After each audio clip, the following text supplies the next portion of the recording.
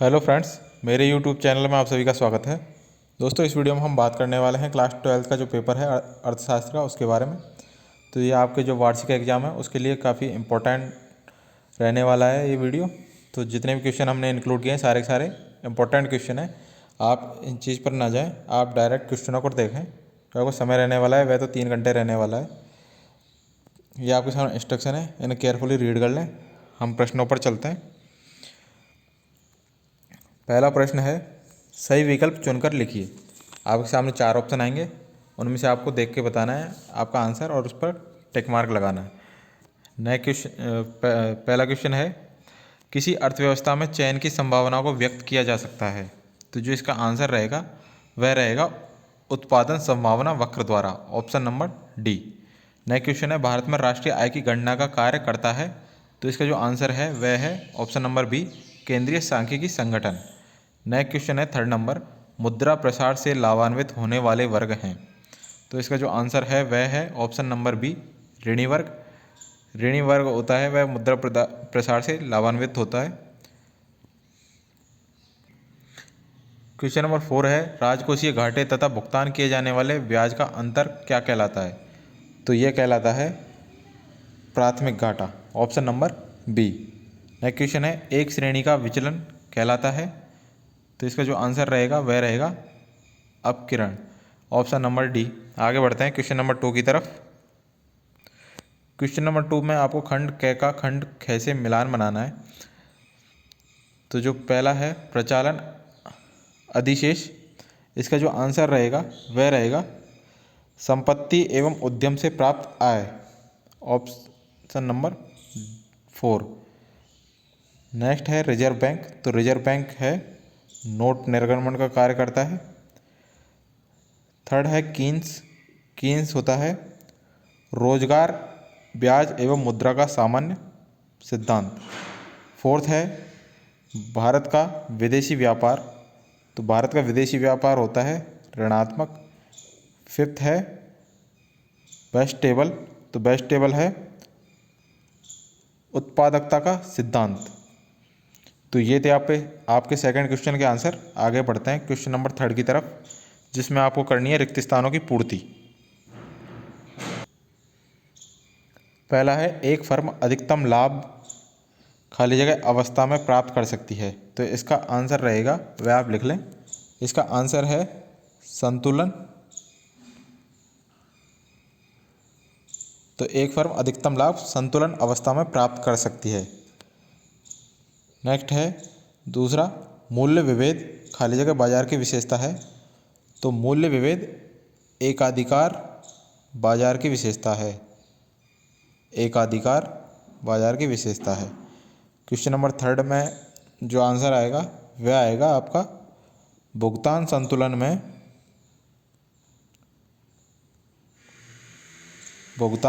में दृश्य एवं अदृश्य दोनों मदें सम्मिलित रहती हैं। क्वेश्चन नंबर 4 है, रेल बजट संसद में कौन पेश करता है? रेल मंत्री। 5th है, प्रमाण विचलन में बीज गणितीय चिन्हों पर क्या दिया जाता है? ध्यान दिया जाता है। तो ये थे 3rd क्वेश्चन के आंसर। आगे बढ़ते हैं क्वेश्चन नंबर 4 की तरफ, जिसमें आपको सत्य असत्य बताना है।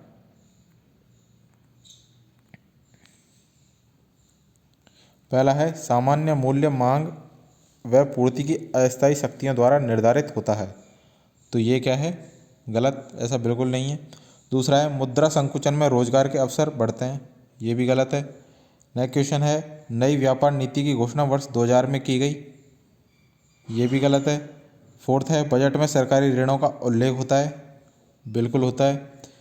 5th है, जीवन निर्वाह लागत सूचकांक की रचना करते समय फुटकर मूल्य लिए जाते हैं। तो ये बिल्कुल सही है।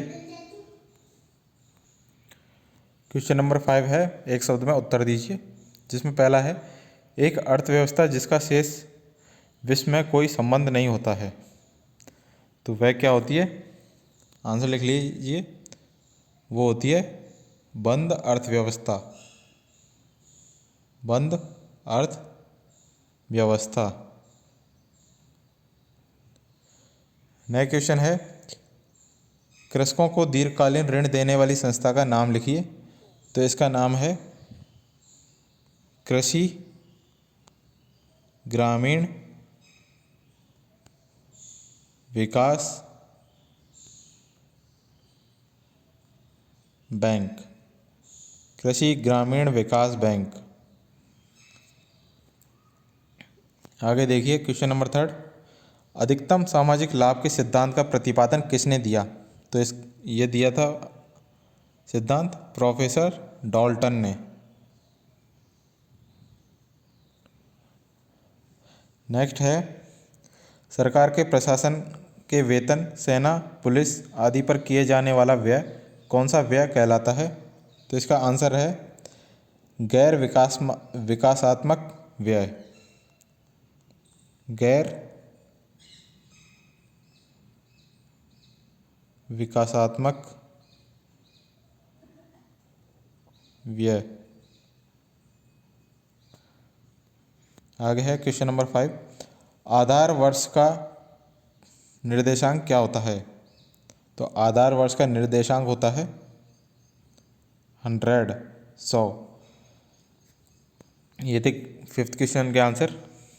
तो आगे बढ़ने से पहले आप सभी से रिक्वेस्ट है कि जिन्होंने चैनल को सब्सक्राइब नहीं किया है प्लीज़ वो सब्सक्राइब कर लें और नोटिफिकेशन बेल को ऑन कर लें, जिससे आपको हर वीडियो की अपडेट टाइम से मिल सके। और डिस्क्रिप्शन में हमारे टेलीग्राम चैनल का लिंक है, उसे भी आप फॉलो कर लें, जिससे वहाँ से भी आपको सारी अपडेट और PDF वगैरह मिल सके। आइए बढ़ते हैं आगे। क्वेश्चन नंबर 6 है, व्यष्टि एवं समष्टि अर्थशास्त्र में 4 अंतर स्पष्ट कीजिए। 5th है, पूंजीवादी अर्थव्यवस्था की किन्हीं 4 केंद्रीय समस्याओं को हल करने के बिंदु स्पष्ट कीजिए। दोस्तों यहाँ पर लिखना पॉसिबल नहीं होगा, इसलिए इसके लिए हम आपको अलग से कॉपी में इसके आंसर प्रोवाइड करवा देंगे या फिर इसकी PDF प्रोवाइड करवा देंगे।